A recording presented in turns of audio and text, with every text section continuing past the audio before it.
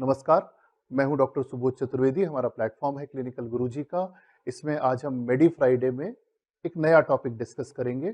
काफ़ी समय से ये टॉपिक ड्यू चल रहा था, बहुत दिनों से मैंने एक्स-रे सीटी में कुछ चीज़ें पढ़ा के रखी थी, फिर लोग भी कह रहे थे सर इसके आगे का पढ़ाओ, इसके आगे का पढ़ाओ, तो आज हम वो पढ़ाएँगे। आज करीब डेढ़ 2 महीने के बाद मैं आपके सामने आ पा रहा हूँ क्योंकि पिछले कुछ समय में मेरा खुद का एक एक्सीडेंट हो गया था, पैर की सर्जरी हुई, अभी बहुत चल फिर नहीं सकता, बैठे-बैठे ही लेक्चर बना रहा हूँ। तो थोड़ा-सा एडजस्ट कर लो मेरे साथ में। अपन इसी तरह से पढ़ेंगे, पर ना तुम्हारा पैशन कम हुआ है, ना मेरा पैशन कम हुआ है। मिलके हम आगे कुछ नया बनाएँगे। तो शुरू करते हैं सबसे पहले कि अभी तक हम एक्स-रे कोर्स में, सीटी चेस्ट कोर्स में बहुत सारी चीज़ें पढ़ी हैं, पर अब हम एक-एक डिज़ीज़ में अंदर जाके डिटेल में पढ़ना शुरू करेंगे। तो सबसे पहले तो हमारा लेक्चर हमेशा की तरह इंटरैक्टिव होगा। आप लोग मुझे चैट बॉक्स में लिख के बताओगे कि आपको एक्स-रे में या सीटी स्कैन में लंग्स की, स्पेसिफिकली लंग्स की, मतलब प्लूरा की नहीं, प्लूरल एफ्यूजन नहीं, न्यूमोथोरैक्स नहीं, रिब फ्रैक्चर नहीं, सिर्फ लंग्स की जो डिसीजेस पता हो, जो आपको सीटी चेस्ट में या एक्स-रे चेस्ट में दिख जाती हो, उनके जरा नाम लिख दो मुझे। लिख के बताओ कि कौन-कौन सी लंग डिजीजेस, मतलब आप कैंसर लिख सकते हो, आप निमोनिया लिख सकते हो, जो-जो लंग डिजीजेस के नाम आपको समझ में आते हो, वो ज़रा मुझे चैट बॉक्स में लिख के बता दो। फिर मैं भी बताऊँगा अपनी तरफ से।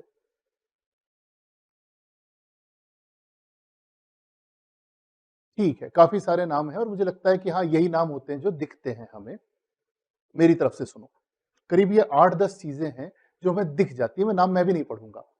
क्योंकि हम थोड़ा-सा अलग तरीके से पढ़ेंगे, हम कोई रटाया-रटाया सिस्टम पे चलते भी नहीं है। अपना पढ़ाने का तरीका दूसरा है। हम लोग वो जो टिपिकल किताब पढ़ देना स्लाइड पे से वैसे नहीं पढ़ाते, हम कांसेप्ट बिल्डिंग में टीचिंग में विश्वास करते हैं।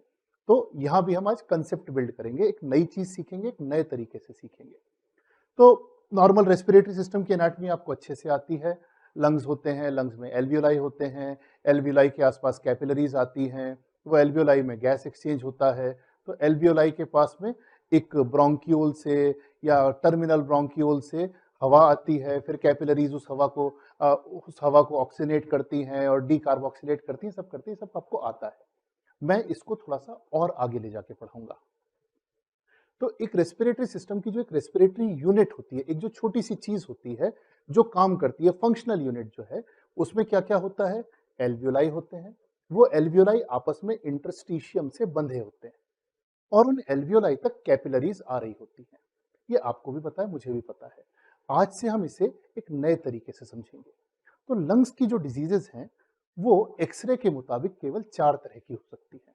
आपने जो डिजीज़ेज़ लिखी वो सब पैथोलॉजिकल टाइप की डिजीज़ेज़ हैं या क्लिनिकल टाइप की डिजीज़ हैं, पर एक्स-रे में जो चीज़ आपको दिखेगी वो केवल 4 तरह की होगी। कौन-कौन से 4 तरह की होगी? कंसोलिडेशन हो सकता है। कंसोलिडेशन मतलब क्या? दिखाता हूँ। दूसरा हो सकता है इंटरस्टिशियल डिजीज़ हो सकती है। और क्या हो सकता है? नोड्यूलर या मास हो सकता है कोई और कोलैप्स हो सकता है या एटिलेक्टेसिस हो सकता है। अब ये नाम हमने सबने सुने हैं, हमें थोड़ा-थोड़ा आइडिया भी है। मैं आपसे भी कहूँ कि इनको डिफाइन करो, तो आप कुछ-कुछ लिखने की कोशिश भी करोगे, पर सच बताऊँ, बहुत ठीक से आपको भी नहीं समझ में आता। मैं आज जो समझाऊँगा, उसको मेरे तरीके से समझना, बाकी सब भूल जाना, बहुत ईज़ी पड़ेगा। तो यूँ समझो कि एल्वियोलाई काय के बने हैं? एक बारीक-सी दीवार है और उनके बीच में हवा भरी है, बिल्कुल गुब्बारों की तरह के। तो यूँ समझो कि एल्वियोलाई गुब्बारों की तरह हैं, जो हवा से भरे हुए हैं और ये सारे गुब्बारे आपस में एक जाली से जुड़े हुए हैं। ये जाली इंटरस्टिशियम है। गुब्बारे हवा भरे हुए एक जाली से जुड़े हुए हैं, ये जाली इंटरस्टिशियम है। यहाँ तक ब्लड वेसल्स आती हैं और वापस जाती हैं, ठीक? अब कंसोलिडेशन मतलब क्या होता है? कंसोलिडेशन मतलब ये कि अगर इस गुब्बारे में हवा की जगह कोई और चीज भर जाए तो वो कंसोलिडेशन होगा। मतलब कि इस एल्वियोलाई में अगर हवा की जगह पानी भर जाए, यही गुब्बारा यदि हवा की जगह पानी भरा हो या उसमें ब्लड भर जाए, कोई भी चीज जो हवा से ज्यादा भारी है, हवा से ज्यादा सॉलिड है, वो उसमें भर जाए तो कंसोलिडेशन है। मतलब पानी भरा हो मतलब पल्मोनरी इडीमा या एल्वियोलर इडीमा भी कंसोलिडेशन है। अब आप कहोगे सर कंसोलिडेशन मतलब तो न्यूमोनिया होता है। अभी के लिए मेरे कहे से मान के चलो कि कंसोलिडेशन में एल्वियोलर इडीमा या पल्मोनरी इडीमा को भी आप गिन लो, ईज़ी पड़ेगा। तो एल्वियोलाई में अगर हवा की जगह पानी भरा हुआ हो, हवा की जगह ब्लड भरा हुआ हो, हवा की जगह पस भरा हुआ हो, बैक्टीरिया भरे हुए हो या कैंसर के सेल भरे हुए हो, बस एल्वियोलाई में हवा नहीं होनी चाहिए, उसकी जगह कुछ भी भर गया, तो then it is called as consolidation. तो पल्मोनरी इडीमा भी एक तरह का कंसोलिडेशन है, न्यूमोनिया कंसोलिडेशन है, अगर इन्फार्क्ट हो गया है, अंदर कुछ ब्लीड हो गया है, एल्वियोलर हेमरेज हो गया है, तो भी कंसोलिडेशन है, बैक्टीरिया भरे हैं तो कंसोलिडेशन है ही, ट्यूमर सेल्स के कारण भी हो सकता है कि कंसोलिडेशन हो जाए। तो एक्सरे में जब हम लंग्स की डिजीजेस पढ़ेंगे तो वो 4 तरह की होंगी। पहली होगी कंसोलिडेशन, दूसरी होगी इंटरस्टिशियल डिजीज। इंटरस्टिशियल डिजीज मतलब क्या? आपने पढ़ा कि गुब्बारे एक जाली के थ्रू आपस में बंधे हुए, वो जाली एक सॉफ्ट टिश्यू है, अगर वो जाली खुद हार्ड हो जाए, वो धागे की जगह रस्सी बन जाए, मोटी हो जाए, थिक हो जाए, तो जो डिजीज बनेगी वो इंटरस्टिशियल डिजीजेस होंगी। जैसे आपने पढ़ा होगा ना, आईएलडी होती हैं, और वो क्या एस्बेस्टोसिस और तमाम तरह के नाम होते हैं। तो एक्सरे में डिजीज या तो कंसोलिडेशन होगी या इंटरस्टिशियल डिजीज होगी, जिसमें कि वो जाली हार्ड हो गई होगी, थिक हो गई होगी, मोटी हो गई होगी। और क्या हो सकता है? एक तीसरी तरह की भी बीमारी हो सकती है, जिसमें एल्वियोलाई अपनी जगह ठीक है, जिसमें धागे भी अपनी जगह ठीक हैं, लेकिन उन हवा भरे गुब्बारों के बीच में एक पत्थर आके ग्रो करने लग गया। उस पत्थर को आप कह सकते हो वो कोई कैंसर है, कोई ट्यूमर है, कोई मास है, कोई नोड्यूल है। तो एल्वियोलाई ठीक है, उनके आसपास की जाली भी ठीक है, धागे भी ठीक है, लेकिन एल्वियोलाई के बीच में एक नया मास आ गया है, एक गोला आ गया है, एक पत्थर आ गया है जो ग्रो कर रहा है, और वो एल्वियोलाई को डिसरिस्पेक्ट करता हुआ बढ़ता जा रहा है। तो then it is another type of lung disease which we can see in radiography. ठीक है। और एक चीज हो सकती है कि ये सब भी ठीक था, लेकिन ये एल्वियोलाई पिचक गए, कोलैप्स हो गए, तो then you call it as atelectasis. तो चारों चीजें क्या क्या हो गई, फिर से एक बार रिवाइज कर लेते हैं। पहली तो हुई कंसोलिडेशन। कंसोलिडेशन मतलब क्या? कि जहां या तो न्यूमोनिया हो गया हो या एल्वियुलर इडीमा हो गया हो, कुछ भी एल्वियोलाई में भर गया। दूसरी क्या हुई? इंटरस्टिशियल यानी आईएलडी, जिसमें कि एल्वियोलाई पूरे ठीक हैं लेकिन उनकी जाली थिक हो गई। तीसरी क्या चीज हो सकती है कि एल्वियोलाई के बीच में, मतलब एल्वियोलाई के बलून्स के बीच में कोई नया पत्थर उगना शुरू हो गया। और चौथी चीज क्या हो सकती है कि वो एल्वियोलाई ही पिचक गए और कोलैप्स हो गए। अनफॉर्चुनेटली ये सारी चीजें भी एक्सरे में सफेद ही दिखती हैं, इनको हम अलग करना सीखेंगे। आज की क्लास छोटी सी है, इसमें हम केवल कंसोलिडेशन पे बात करेंगे, क्योंकि सबसे इंपॉर्टेंट, सबसे बड़ी प्रॉब्लम कंसोलिडेशन ही होती है, जो आपको एक्सरे में देखनी होती है, चाहे आप जनरल प्रैक्टिस कर रहे हो, चाहे आप आईसीयू देख रहे हो, चाहे आप फिजिशियन हो। मोस्ट कॉमनली जो चीज आप एनकाउंटर करोगे वो प्रोबेबली कंसोलिडेशन रिलेटेड होगी। तो कंसोलिडेशन क्या होता है ये समझते हैं। कंसोलिडेशन का मतलब है कि अगर एल्वियोलाई किसी भी चीज से भरे हुए हैं, चाहे फ्लूइड है, पस है, ब्लड सेल्स हैं, कैंसर सेल है, या कुछ भी और भरा हुआ है, देन इट इज कंसोलिडेशन। और ये कंसोलिडेशन दो तीन तरह का हो सकता है। लोबार हो सकता है कि एक लोब में कंसोलिडेशन है, डिफ्यूज हो सकता है कि पूरे लंग में अलग अलग जगह कंसोलिडेशन है, या ये मल्टीफोकल इल डिफाइंड हो सकता है। सबके एक्सरे आपको दिखाऊंगा। तो सर अब ये सिखाओ कि इन सबको अपन एक्सरे में कैसे पहचानेंगे कि फ्लूइड है, कि पस है, कि ब्लड सेल है। अनफॉर्चुनेटली एक्सरे में जो भी कुछ आपको दिखता है वो या तो ब्लैक होता है या व्हाइट होता है, और आपको उसी में से डायग्नोस करना होता है कि इस व्यक्ति को न्यूमोनिया हो रखा है या क्या हो रखा है। कैसे करेंगे इसकी बात करते हैं। एक्सरे में कोई भी चीज आपको दिखती है वो ब्लैक और व्हाइट के बीच के शेड्स में दिखती है। जैसे एक्सरे यदि आप एयर का करोगे, जितनी हल्की चीज होगी उतनी ब्लैक दिखेगी, जितनी भारी चीज होगी, मैं वजन की बात नहीं कर रहा, डेंसिटी की बात कर रहा हूं, जितनी भारी चीज होगी उतनी व्हाइट दिखेगी। तो अगर आप एक्सरे में एयर को देखोगे तो वो एकदम ब्लैक दिखेगी, और अगर मेटल को देखोगे तो वो एकदम व्हाइट दिखेगा। इनके बीच की स्थिति में बोन आपको थोड़ी सी लाइट व्हाइट दिखेगी।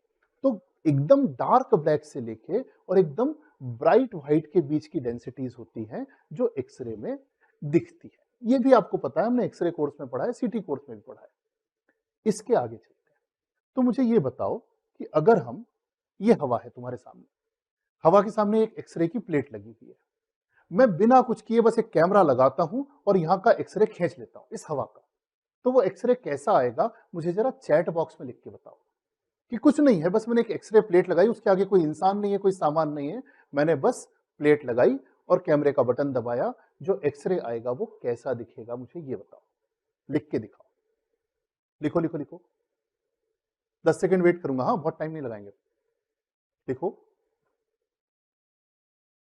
चलो, वो एक्सरे एकदम ब्लैक दिखेगा। क्यों? क्योंकि बीच में कोई और चीज नहीं है, हवा हमेशा एक्सरे में ब्लैक दिखती है। लेकिन उसकी जगह अगर मान लो मैं अपना हाथ यहां लगा दूं और अब एक एक्सरे लूं तो कैसा दिखेगा? क्योंकि अब उसके बीच में कोई दूसरी डेंसिटी की भी चीज आ गई। अब अगर मैं एक हाथ लगा देता हूं तो वो ऑब्वियसली ऐसा दिखेगा। अब इसमें क्या क्या दिख रहा है आपको? इसमें आपको बोन दिख रही है, आपको बोन के आसपास का सॉफ्ट टिश्यू दिख रहा है और आपको उन सब के आसपास की हवा भी दिख रही है। ठीक है, यहां तक भी आपको आता है, ये सब मैं पढ़ा चुका हूं। अब इससे आगे की बात करते हैं।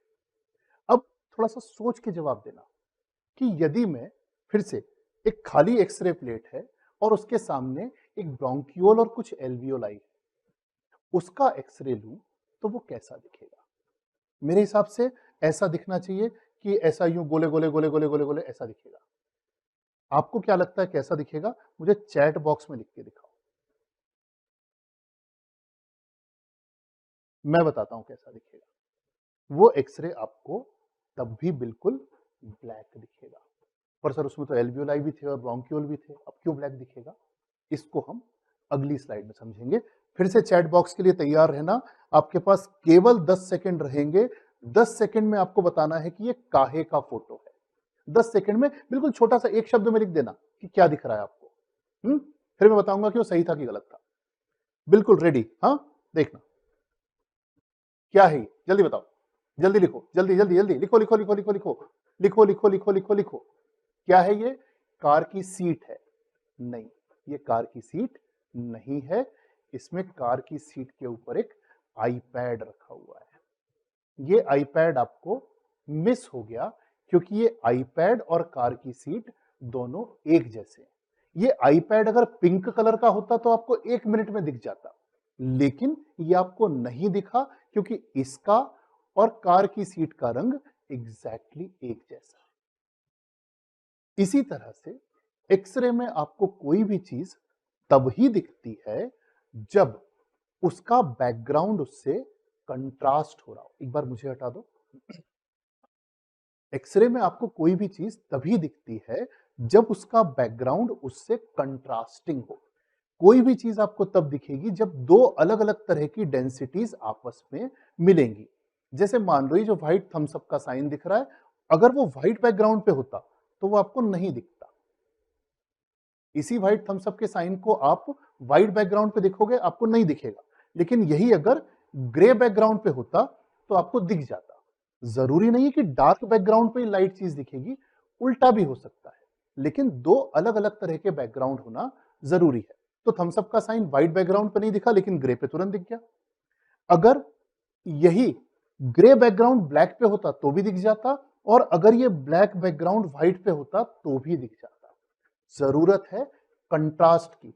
जब भी बस दिखा दो मुझे, जब भी दो अलग अलग डेंसिटीज की चीजें आपस में मिलेंगी, भले वो सॉफ्ट टिश्यू और एयर हो, बोन और सॉफ्ट टिश्यू हो, एयर और बोन हो, तो जरूर आपको कोई चीज दिखेगी।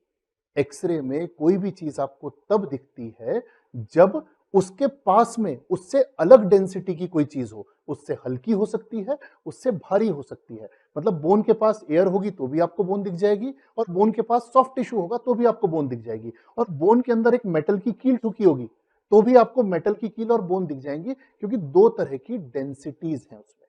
जैसे एक नॉर्मल सा चेस्ट एक्सरे देखते हैं, ये एक नॉर्मल चेस्ट एक्सरे है। इसमें आपको बोन क्यों दिख रही है? क्योंकि उसके आसपास एयर भरे हुए एल्वियोलाई है। आपको हार्ट क्यों दिख रहा है? क्योंकि उसके आसपास एयर भरे हुए लंग्स हैं। ये आपको बॉर्डर क्यों दिख रही है? क्योंकि हार्ट और उसके आसपास की उसके आसपास लंग्स की लेयर है। एक डिफरेंशिएशन है जो लंग्स को और हार्ट को सेपरेट कर रहा है। ठीक है, फिर से समझ में आया कि आपको बोन क्यों दिख रही है? क्योंकि उसके आसपास एयर है। आपको नीचे यहां लिवर है और ऊपर यहां लंग्स है।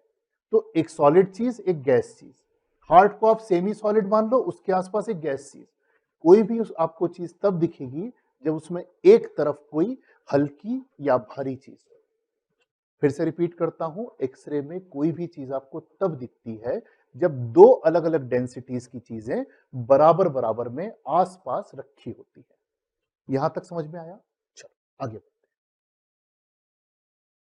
तो एक्सरे का पहला रूल क्या हुआ कि आपको कोई चीज तभी दिखेगी जब एक डिफरेंस इन डेंसिटी होगा। इसीलिए एल्वियोलाई का एक्सरे ब्लैक आएगा। क्यों? क्योंकि एल्वियोलाई पूरा हवा का भरा हुआ है, उसकी बॉर्डर इतनी थिन है कि वो दिखती ही नहीं है। ब्रोंकियोल पूरा हवा का भरा हुआ है, उसकी बॉर्डर इतनी थिन है कि दिखती नहीं है। तो एक्सरे में आपको एल्वियोलाई और ब्रोंकियोल बिल्कुल नहीं दिखते, आपको सिर्फ काली काली हवा दिखती है उसमें। ठीक है? तो जब हवा भरे हुए लंग्स सेमी सॉलिड हार्ट से मिलते हैं तो हार्ट की बॉर्डर्स दिखती हैं। जब semi solid blood vessels alveoli में से पास होती हैं तो वेस्कुलर मार्किंग्स बनती हैं। और ब्रोंकियोल और एल्वियोलाई चूंकि उनकी डेंसिटी हवा के जैसी ही होती है, इसलिए वो एक्सरे में नहीं दिखते। अब इस रूल के साथ हम देखने जाएंगे कि जब भी कभी कंसोलिडेशन होता है तो वो व्हाइट दिखता है। क्यों व्हाइट दिखता है? क्योंकि अभी तक जो एल्वियोलाई ब्लैक कलर के थे और आर पार ट्रांसपेरेंट दिख रहे थे, अब उनमें कुछ भी फ्लूइड, पस, liquid, blood, cancer, tumour, bacteria भर गया है। उसके कारण वो भारी हो गए हैं, उनकी डेंसिटी बढ़ गई है, इसलिए अब वो व्हाइट दिखते हैं। जैसे मैं आपको एक एक्सरे दिखाऊंगा, आप तुरंत मुझे बता दोगे उसमें देख के कि उसमें कहां पर कंसोलिडेशन है। लिख के दिखाओ जरा, कहां कंसोलिडेशन है उसमें? लिखो लिखो लिखो।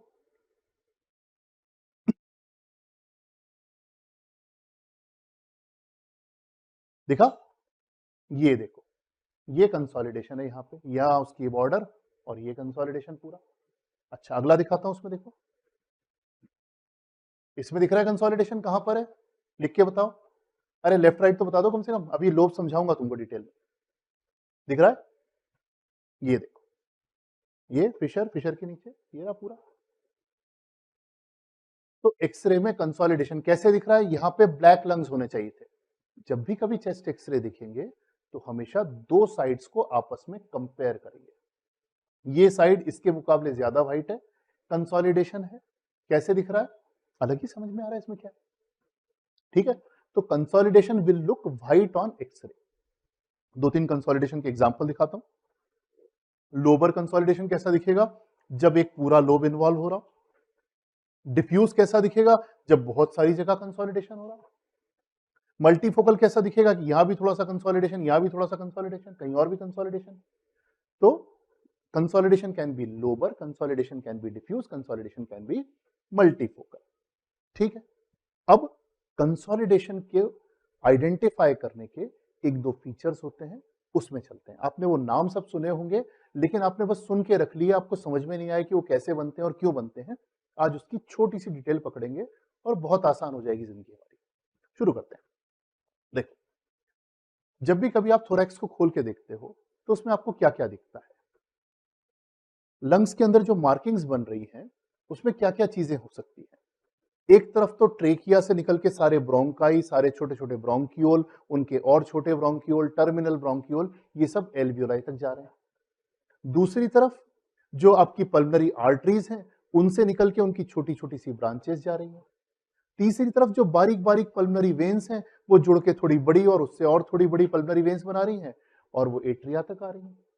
ये सारी चीजें आपस में एक जाली बनाती हैं मिलके, लेकिन एक्सरे में आपको उस जाली में से हर चीज नहीं दिखाई देती, आपको केवल लिमिटेड चीजें दिखाई देती है। क्या दिखता है? ये आपका ट्रेकियोब्रोंकियल ट्री है। अब फिर से प्रश्न आएगा आपके लिए कि ये जो व्हाइट व्हाइट चीजें आपको दिख रही है, ये क्या है? ये तीन चीजें हो सकती हैं, या तो ये ब्रोंक्यूल्स हो सकते हैं, या चलो दो में से ही बता दो, या तो ये ब्रोंक्यूल्स हो सकते हैं या फिर ये वेसल्स हो सकती हैं। क्या है मुझे ये बताओ, क्या ये ब्रोंक्यूल्स हैं या ये वेसल्स हैं? लिख के बताओ।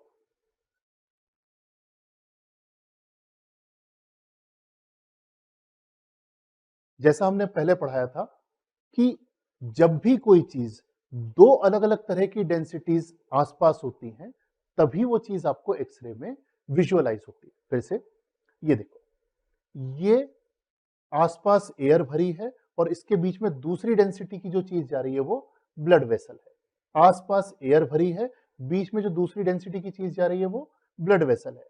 आसपास एयर है, बीच में ब्लड वेसल है। तो ये जितनी चीजें आपको दिख रही हैं, जो जाके छोटी छोटी ब्रांचेस टूटती जा रही हैं, वो ब्रोंकाई नहीं है, वो ब्रोंक्यूल नहीं है, क्योंकि वो दिख ही नहीं सकते, क्योंकि वो ट्रांसपेरेंट हो जाते हैं एक्सरे को, क्योंकि उनकी और एयर की डेंसिटी ऑलमोस्ट सेम है। आपको दिख क्या रहा है? वेसल्स, क्योंकि वेसल्स सेमी सॉलिड है, वेसल्स में ब्लड भरा हुआ है। और ये वेसल्स आपको ध्यान से देखोगे यदि, तो नीचे डायफ्राम के भी नीचे दिख रही है, ये लोअर लोब तक की वेसल्स है।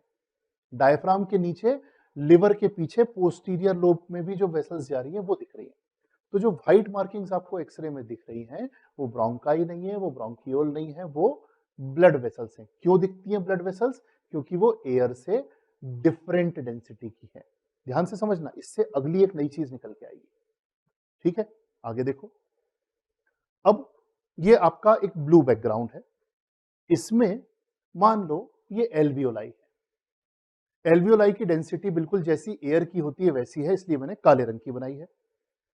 साथ में ब्लड वेसल्स हैं, इनकी डेंसिटी थोड़ी सी डार्क होती है, मतलब थोड़ी सी लाइटर होती है, इसलिए मैंने ग्रे कलर की बनाई है। एल्वियोलाई और ब्रोंकियोल और उसके साथ ब्लड वेसल्स। अब जो लंग्स हैं एक्सरे में देखने जाएं तो पूरे ब्लैक कलर के होते हैं, और उसमें आपको एल्वियोलाई और ब्रोंकियोल नहीं दिखते, लेकिन ब्लड वेसल्स आपको दिख जाती हैं। यही हमने पिछले चित्र में देखा।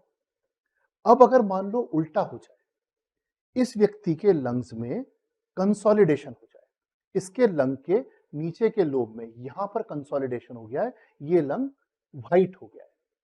अब इस लंग में जब आप एक्सरे करने जाओगे तो आपको क्या दिखेगा और क्या नहीं दिखेगा? अब तक आपको ब्लड वेसल्स दिख रही थी, पर अब ब्लड वेसल्स दिखनी बंद हो जाएंगी। क्यों? क्योंकि ब्लड वेसल की जो थिकनेस थी, डेंसिटी थी, वही की वही कंसोलिडेशन की डेंसिटी है, और वो एक जैसी होने के कारण आपको दिखना बंद हो गई। तो कंसोलिडेशन की सबसे पहली पहचान होती है कि उसके अक्रॉस आपको ब्लड वेसल्स दिखनी बंद हो जाती है। The first diagnosis of consolidation is कि you cannot see the blood vessels through it, and at the same time you can see a little of bronchi or bronchioles around the consolidation। जैसे ये आपकी blood vessels हैं। अब blood vessels x ray में white दिखती हैं, साथ में न्यूमोनिया हो गया तो और व्हाइट कलर का कंसोलिडेशन हो गया, और उस कंसोलिडेशन के अक्रॉस आपको कोई भी ब्लड वेसल दिखनी बंद हो गई।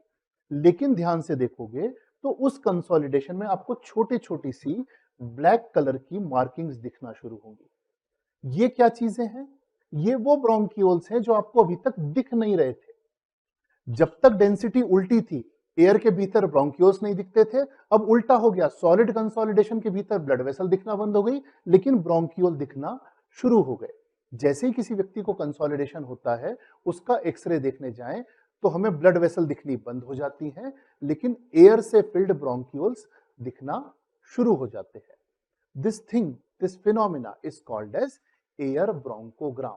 तो एयर ब्रोंकोग्राम क्या होता है कि जब भी एक कंसोलिडेशन के भीतर आपको डार्क कलर के छोटे छोटे से एयर फिल्ड ब्रोंकियोल्स दिखना शुरू हो जाएं, जो आपको नॉर्मल एक्सरे में कभी दिख ही नहीं सकते थे। अभी क्यों दिख रहे हैं? क्योंकि व्हाइट बैकग्राउंड के अगेंस्ट छोटे छोटे से हवा भरे हुए ब्रोंकियोल्स हैं। एल्वियोलाई क्यों नहीं दिख रहे? क्योंकि उनमें तो फ्लूइड भरा है, पस भरा है, ब्लड भरा है। ठीक है, तो एयर ब्रोंकोग्राम क्यों दिखता है आपको? क्योंकि कंसोलिडेशन की और वेसल्स की डेंसिटी सेम है, तो वेसल्स दिखनी बंद हो गई, लेकिन कंसोलिडेशन की और ब्रोंकियोल की डेंसिटी ऑपोजिट है, इसलिए आपको उसके भीतर ब्रोंकियोल्स दिखना शुरू हो गए। अब इस एक्सरे में ध्यान से देखो, एकदम बारीकी से देखना, यहां से यहां तक ये आपका कंसोलिडेशन है। कौन से लोब का है यह भी नहीं बता रहा। इस पूरे व्हाइट कंसोलिडेशन में यदि आप देखने जाओ तो एक बारीक सा ब्लैक आपको दिखेगा, दिस इज एयर ब्रोंकोग्राम। फिर से दिखाता हूं, ये देखो, ये एयर ब्रोंकोग्राम है। ध्यान से दोनों इमेजेस को साथ साथ देख लो। एक तरफ कंसोलिडेशन है और उसके भीतर अब आपको ब्रोंकियोल्स की लाइनिंग्स दिखना शुरू हो गई हैं। Air bronchogram is classic of consolidation. और दिखाता हूं, एक और इमेज देखो, यहां पे एक पूरा व्हाइट लंग दिख रहा है, लेकिन अगर आप ध्यान से देखने जाओगे तो यहां पर आपको ये देखो, इस हिस्से में ब्रोंकियोल्स दिख रहे हैं। ये क्यों दिख रहे हैं? अगेन ये एयर ब्रोंकोग्राम। तो एयर ब्रोंकोग्राम आपको एक्सरे में भी दिखते हैं, सीटी में भी दिखते हैं। They are classic of consolidation. ठीक है, अब एक और नई चीज सिखाता हूं। एयर ब्रोंकोग्राम हमने पहचानना सीख लिया, हमने पहचानना सीखा कि कंसोलिडेशन में आपको ब्लड वेसल्स नहीं दिखती, लेकिन बीच बीच में कहीं कहीं ब्रोंक्यूल दिख जाते हैं, उसे हम एयर ब्रोंकोग्राम कहते हैं। अब एक और शब्द सिखाऊंगा जो आपने कोविड के दौरान बहुत सारा सुना था। उसके पहले एक छोटा सा क्विज, मुझे देख के बताओ कि इन दोनों में से कौन सी खिड़की के पीछे भूत है, ब्लैक के पीछे कि व्हाइट के पीछे? लिखो लिखो लिखो लिखो, मैं वेट कर रहा हूं। इतना आसान सवाल है।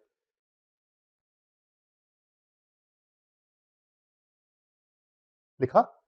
देखें, अब ब्लैक तो हर एक को दिख ही रहा है ना, लेकिन सीखना ही ये है कि भूत दोनों के पीछे है, लेकिन हमें जिसके पीछे दिख रहा है that is ground glass opacity, ये आपने शब्द कोविड में बहुत सुना होगा, और जिसके पीछे नहीं दिख रहा है दैट इज कंसोलिडेशन। तो ग्राउंड ग्लास ओपेसिटी और कंसोलिडेशन लगभग लगभग एक ही चीज है, लेकिन ग्राउंड ग्लास ओपेसिटी में आपको पीछे ब्लड वेसल्स दिखती हैं, कंसोलिडेशन में आपको पीछे ब्लड वेसल्स नहीं दिखती। इस इमेज में देखो, ये नॉर्मल लंग है, ये इसके अंदर ब्लड वेसल्स है, ये ग्राउंड ग्लास ओपेसिटी है, इसके अक्रॉस ब्लड वेसल्स आपको दिख रही है। ये कंसोलिडेशन है, इसके अक्रॉस ब्लड वेसल्स आपको नहीं दिख रही है। समझ में आया? फिर से, ब्लड वेसल्स नॉर्मल लंग में तो दिखती हैं, ग्राउंड ग्लास ओपेसिटी में ओपेसिटी भी दिखती है और ब्लड वेसल भी दिखती है। कंसोलिडेशन में ओपेसिटी दिखती है, उसके पार ब्लड वेसल नहीं दिखती। अब एक एक्सरे देखो, सीटी देखो, यहां देखो, इस सीटी में आपको सारी ब्लड वेसल्स दिख रही हैं, देखो सब जगह ब्लड वेसल्स दिख रही हैं आपको, और साथ में ओपेसिटी भी दिख रही है। ये क्या है? ये ग्राउंड ग्लास ओपेसिटी है, आपने कोविड में खूब देखी हुई। और इसी की जगह कंसोलिडेशन देखने जाओ तो ये पूरा सॉलिड है, इसमें ब्लड वेसल नहीं दिख रही, लेकिन ध्यान से देखोगे तो एयर ब्रोंकोग्राम दिख जाएंगे। ठीक है? तो ग्राउंड ग्लास ओपेसिटी मतलब क्या कि है तो कंसोलिडेशन जैसी, लेकिन इसमें ब्लड वेसल्स आपको दिखती है। ग्राउंड ग्लास ओपेसिटी यूजुअली या तो जब न्यूमोनिया शुरू हो रहा होता है उस समय बनती है, या जब न्यूमोनिया रिजॉल्व हो रहा होता है उस समय बनती है। यानी क्या होगा? पहले न्यूमोनिया शुरू होगा तो पहले ग्राउंड ग्लास ओपेसिटी आएगी, फिर जब न्यूमोनिया एकदम से पूरा कंसोलिडेट हो जाएगा तो ब्लड वेसल दिखनी बंद हो जाएंगी, फिर जब न्यूमोनिया रिजॉल्व हो रहा होगा तो ग्राउंड ग्लास ओपेसिटी बन जाएगी, वेसल्स दिखनी शुरू होंगी, और फिर उसके बाद न्यूमोनिया पूरा रिजॉल्व हो जाएगा तो सब गायब और केवल ब्लड वेसल्स दिखेगी। तो ground glass opacity could be either beginning of pneumonia और could be end of pneumonia. तो अभी तक हमने क्या क्या सीखा? अभी तक हमने सीखा कि लंग्स में 4 तरह की बीमारियां होती हैं। एक तो होता है कंसोलिडेशन, दूसरी होती है इंटरस्टिशियल लंग डिजीज, तीसरे होते हैं कुछ नोड्यूल्स या मासेस, चौथी होती है कोलैप्स या एटिलेक्टेसिस। आज हम इनमें से केवल कंसोलिडेशन की बात कर रहे हैं।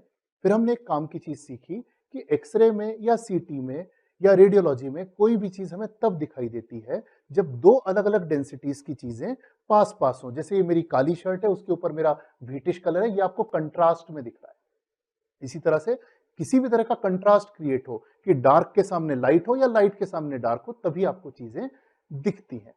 अगर इसका उल्टा हो जाए कि अगर मान लीजिए वो हार्ट की बॉर्डर जो लंग्स और हार्ट के मिलने से बन रही थी, अगर वो गायब हो जाए तो इसका मतलब हो सकता है कि या तो हार्ट एयर से भर गया है, जैसा होता नहीं है, या लंग्स किसी सेमी सॉलिड चीज से भर गए जो कॉमनली होता है। ये भी और दिखाऊंगा आपको। तो कोई भी चीज आपको तब दिखती है जब दो अलग अलग डेंसिटीज की चीजें साथ साथ हों।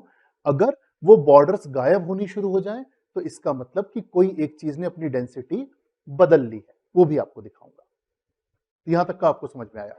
फिर हमने बात की कंसोलिडेशन की। हमने कंसोलिडेशन में यह समझा कि कंसोलिडेशन तब कहते हैं जब ब्लड वेसल्स दिखनी पूरी बंद हो जाए।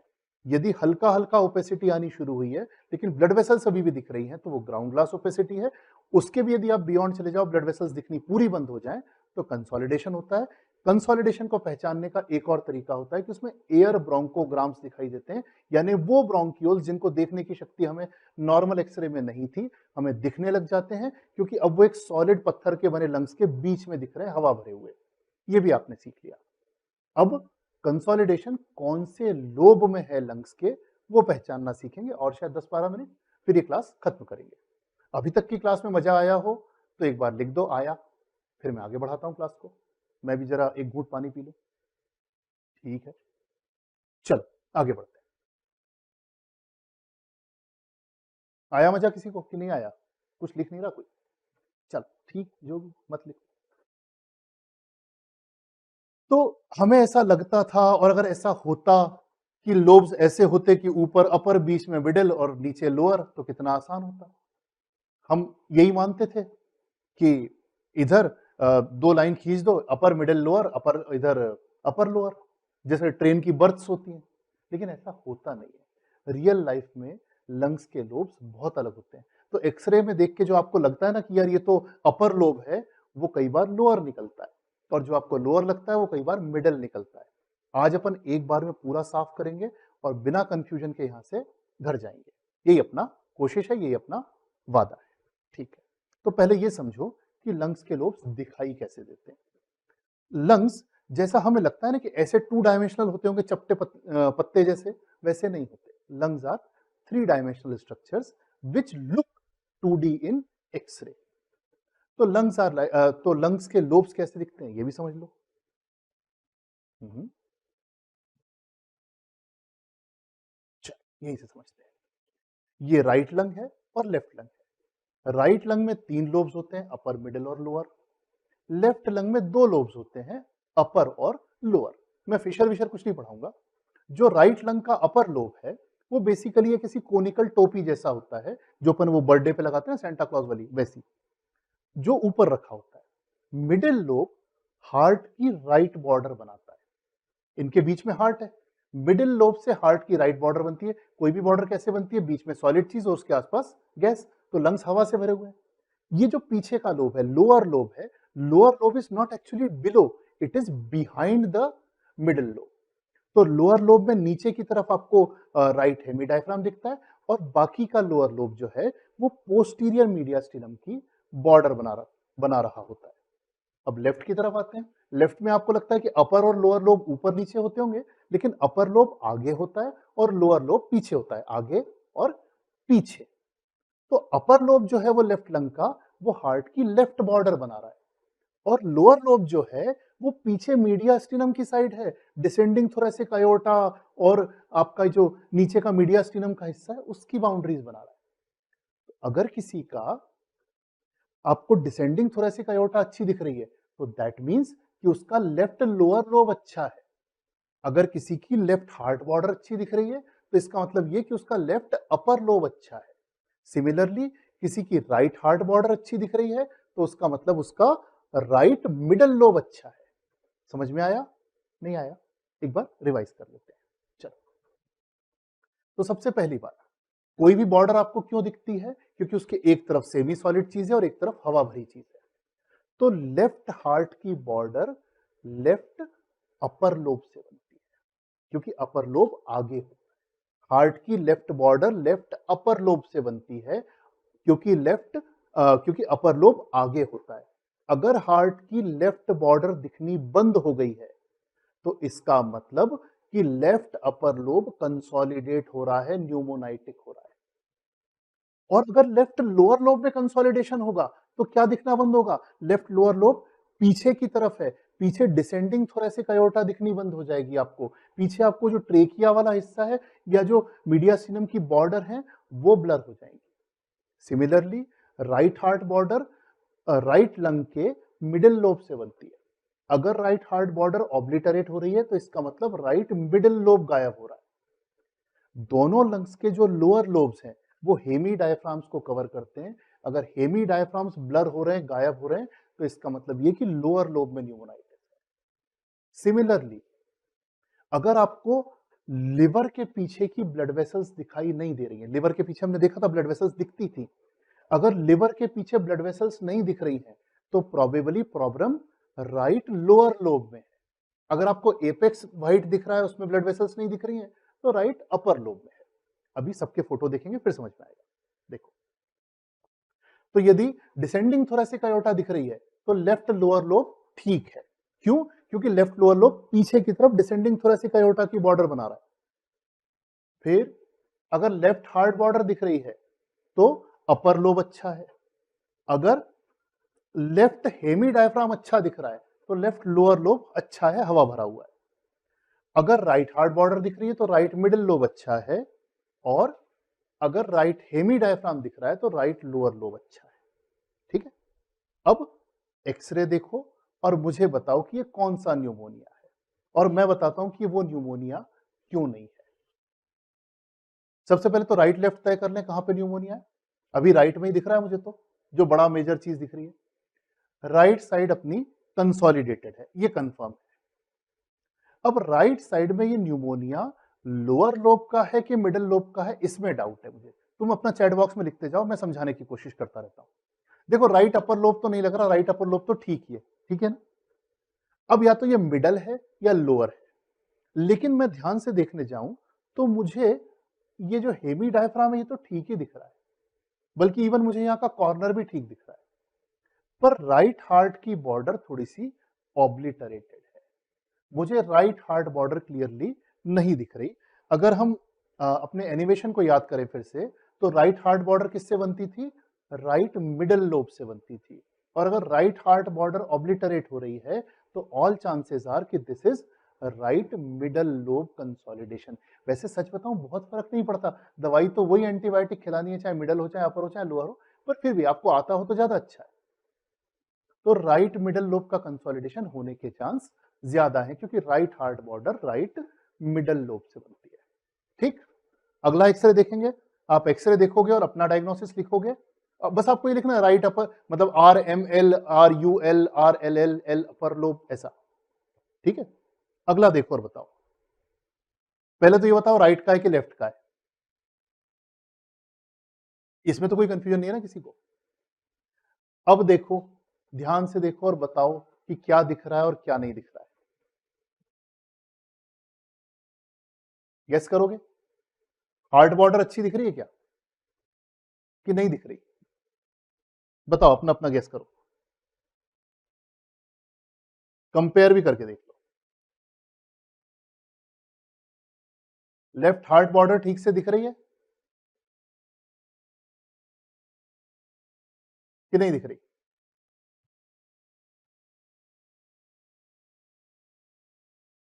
ये तुम पे छोड़ा। अगला देखो, यहां राइट मिडल लोब का कंसोलिडेशन है, उधर लेफ्ट अपर लोब का कंसोलिडेशन है। यहां हार्ट की राइट बॉर्डर गायब हो गई। कौन बनाता था? Right middle lobe. और यहां हार्ट की लेफ्ट बॉर्डर गायब हो रही है। कौन बनाता था? Left upper lobe. दोनों पहचानने सीख लिए, पिछला वाला भी पहचान में आ गया। अब कोई कंफ्यूजन तो नहीं? ठीक है, अगर लेफ्ट हार्ट बॉर्डर गायब हो रही है तो लेफ्ट अपर लोब, और अगर राइट हार्ट बॉर्डर गायब हो रही है तो राइट मिडल लोब। ठीक है, साथ में हम आगे चलें। अगला एक्सरे बताओ। यहां देखो, अब यहां पे सबसे पहले तो ये बताओ राइट का है कि लेफ्ट का है, पता है हमें। राइट में अपर लोब तो मुझे ठीक ही दिख रहा है, उसमें तो कुछ नहीं है, या तो मिडल है या लोअर है। अब ध्यान से देखो, यहां मुझे राइट हार्ट बॉर्डर एकदम क्लीन दिख रही है, और कंसोलिडेशन यहां दिख रहा है। कौन सा हुआ, क्या लगता है? राइट का मिडल है क्या? नहीं, मोस्ट लाइकली ये राइट का लोअर लोब होना चाहिए। मिडल हो सकता है, पर राइट हार्ट बॉर्डर मुझे देखने में ठीक सी ही लग रही है। तुम भी देख लो तुम्हारे हिसाब से, कंपेयर करके देख लो, क्योंकि हार्ट बॉर्डर क्लीन है और लोअर लोब यूजुअली पीछे होते हैं, पोस्टीरियर होते हैं। तो दिस मेरा अंदाजा है, अगर आपको उल्टा लगता है तो आप बताना। मेरे हिसाब से ये राइट लोअर लोब होना चाहिए। आपको उल्टा लगता है तो वैसा लिख के बताना। और एक देखें, इसमें तो कोई कंफ्यूजन नहीं होना चाहिए, जो भी है राइट है। और राइट में भी हार्ट बॉर्डर तो ठीक ही दिख रही है, ये नीचे के हेमी डायफ्राम भी ठीक ही दिख रहे हैं मुझे, इनके अक्रॉस ब्लड वेसल्स भी अच्छी जाती दिख रही हैं। जो भी प्रॉब्लम है वो यहीं पे थोड़ी सी है, और ध्यान से देखने जाऊँ तो वो एक फिशर के ऊपर है, न्यूमोनिया फिशर्स को क्रॉस नहीं करते, ये नहीं होता, वो नहीं होता, सब आपने पढ़ा ही है। कौन सा है ये राइट? बताओ, बताओ, बताओ। लिखो ना, कौन सा न्यूमोनिया है ये? राइट? अपर लोब मान लें? चलो और एक बताओ, आखिरी। ये भी दिखा देता हूँ साथ में, तुमको याद रहेगा। अब यहाँ राइट में तो कुछ नहीं है ना, राइट में ये अच्छे हाइलम बढ़े हुए हैं और वो सब है, राइट तो पूरा क्लीन दिख रहा है मुझे, राइट में कोई समस्या नहीं दिख रही। जो भी है लेफ्ट में है। अब लेफ्ट में ध्यान से देखो कि हार्ट बॉर्डर तो अच्छी लग रही है मुझे, सच बताऊं, ये देखो लेफ्ट हार्ट बॉर्डर तो मुझे ठीक ही लग रही है।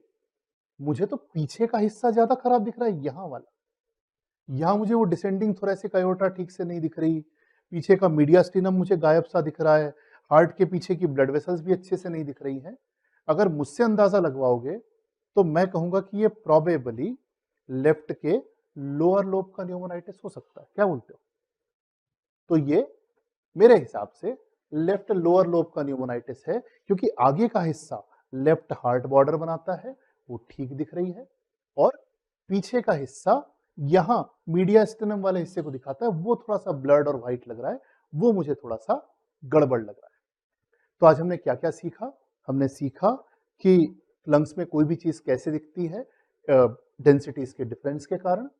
फिर हमने सीखा कि कंसोलिडेशन को कैसे पहचानते हैं। हमने सीखा कि कि हम लोब्स को कैसे आइडेंटिफाई करते हैं, कौन से लोब में न्यूमोनिया है ये कैसे पहचानते हैं, कि लोब्स 2D नहीं होते 3D होते हैं। हमने एक्सरे के साथ में 3D इमेज लगा के देखा कि पीछे का हिस्सा खराब है तो मोस्टली लोअर लोब्स हैं, अगर आगे का हिस्सा खराब है तो मोस्टली अपर या मिडिल लोब्स हैं। अगर राइट हार्ट बॉर्डर गायब है तो राइट मिडिल लोब है, अगर लेफ्ट हार्ट बॉर्डर गायब है तो लेफ्ट अपर लोब है, अगर हेमी डायफ्राम्स इन्वॉल्व हैं तो प्रोबेबली लोअर लोब्स हैं। अगर आपको यहाँ तक का आज का समझ में आया हो, पसंद आया हो, इसके आगे का लेक्चर मैं बाद में बनाऊंगा और वो सीटी चेस्ट के कोर्स में या एक्सरे चेस्ट के कोर्स में डलेगा। अभी के लिए इतना ही। अगर आपको क्लास अच्छी लगी हो तो हैप्पी ज़रूर लिखिएगा, और कुछ सवाल पूछने हो तो आप यूट्यूब में या जूम में आप पूछ के रख लें, मैं उनका जवाब बाद में दे सकूंगा। आज के लिए इतना ही, अभी के लिए